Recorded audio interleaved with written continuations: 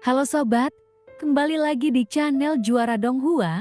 Kali ini admin akan melanjutkan lagi alur cerita Battle Through the Heavens chapter terbaru. Oke, tanpa berlama-lama langsung saja kita gas ke alurnya. Bunuh dengan 1000 pedang di sebelah kiri. Saya telah menyiapkan array bergerak tambahan. Pada saat ini, suara goyang tersebut terdengar di telinga Sioyan. Dia sedikit terkejut. Dan hanya saja saat ini, belum ada peluang untuk mengaktifkan formasi bergerak, hanya saja Sioyan tidak memikirkannya. Karena mata anjing yang selalu terlihat agak bodoh, dia ternyata bahkan mempunyai rencana cadangan. Lalu saat ini, pikiran Sioyan pun berjalan liar dan memikirkan apalagi yang bisa dilakukan sekarang. Dia pun hanya mampu menunda sejenak. Meskipun Xiao Yueli telah membuka segelnya saat ini, jika ia meledakkan kekuatan terkuatnya sekarang, itu mungkin akan bisa menghilangkan telapak tangan Chu Qiantai. Tetapi seperti yang dikatakan Chu Qiantai, yaitu sangat sulit untuk mengatasi serangan acaknya, maka Chu Qiantai perlu sedikit lebih serius, dan mungkin itu akan membunuh keduanya dalam sekejap. Dan selama konfrontasi singkat ini, di langit di atas bintang Hongmen, terlihat ratusan dewa palsu melayang di langit seperti menghalangi sinar matahari. Mereka membawa rasa penindasan yang kuat.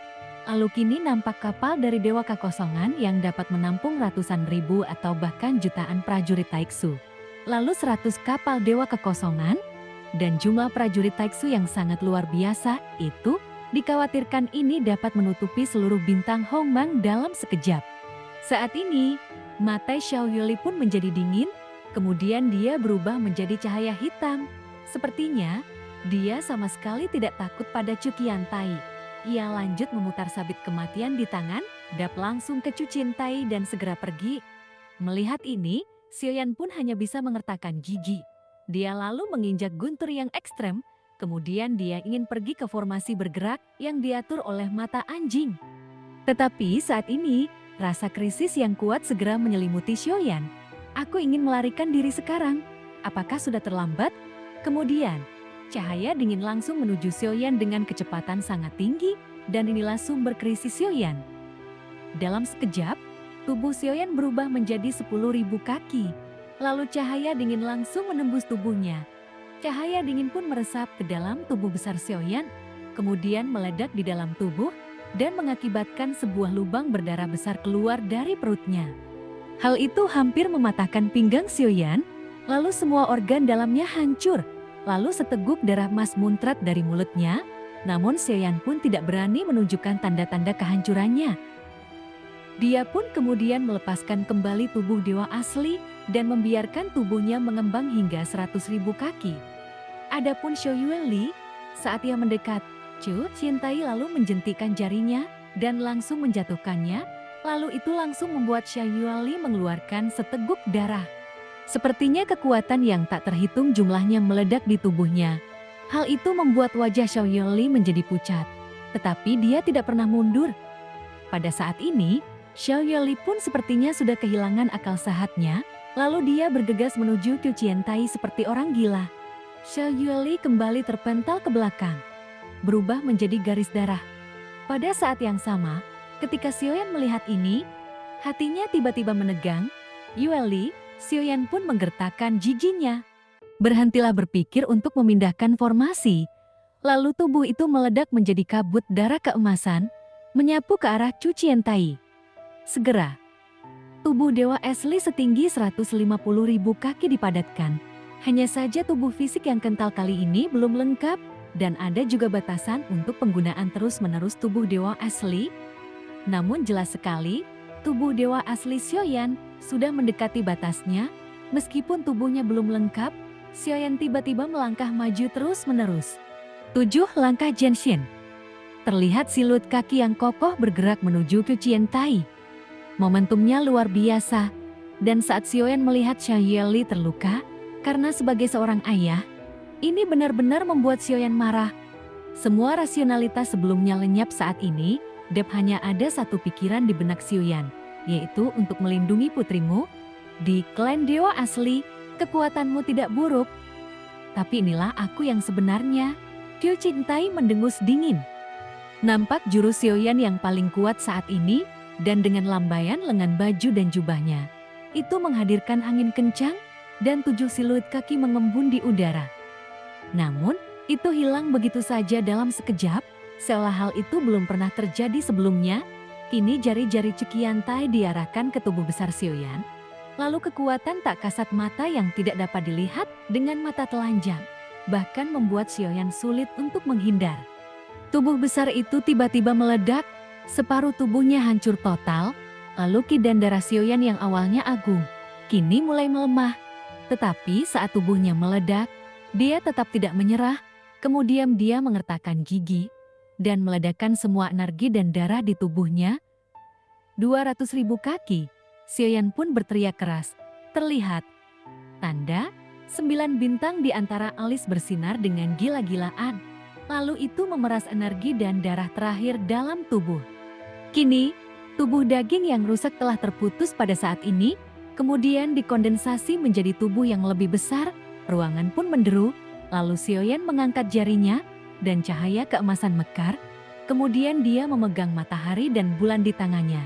Lalu dia juga meraih bintang-bintang. Ini adalah keterampilan bertarung paling kuat yang saat ini dapat dilakukan Sioyan dengan tubuh dewa asli.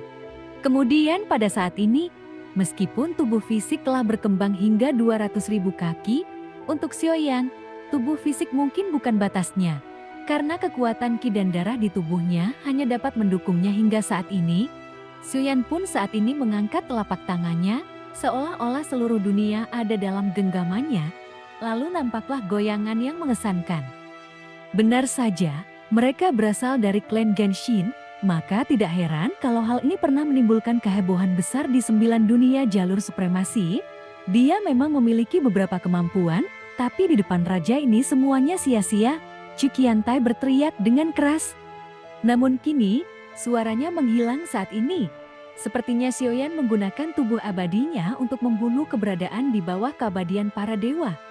Batasmu ada padaku. Tapi itu bisa dengan mudah rusak.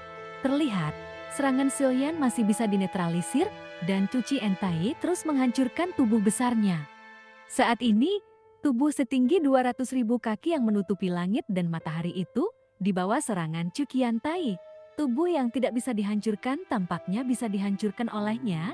Jika tubuh abadi Sioyan dibandingkan dengan perisai, maka Cukiantai adalah tombak yang lebih tajam. Meski tubuhnya kuat, tetapi Sioyan adalah dewa asli dari alam leluhur.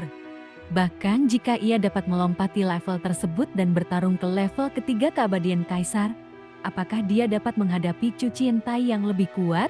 Atau apakah kesenjangan kekuatannya terlalu besar? Bahkan menghadapi level ketiga, itu memaksa membuka batas waktu virtual dari 3 sumber.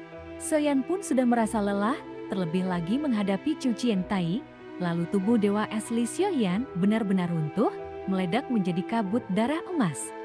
Dan akhirnya, tubuh fisik asli Sioyan dipadatkan. Hanya saja seluruh orang menjadi pucat karena amarah dan darah, lalu kulit dan daging di tubuhnya juga belum pulih sepenuhnya.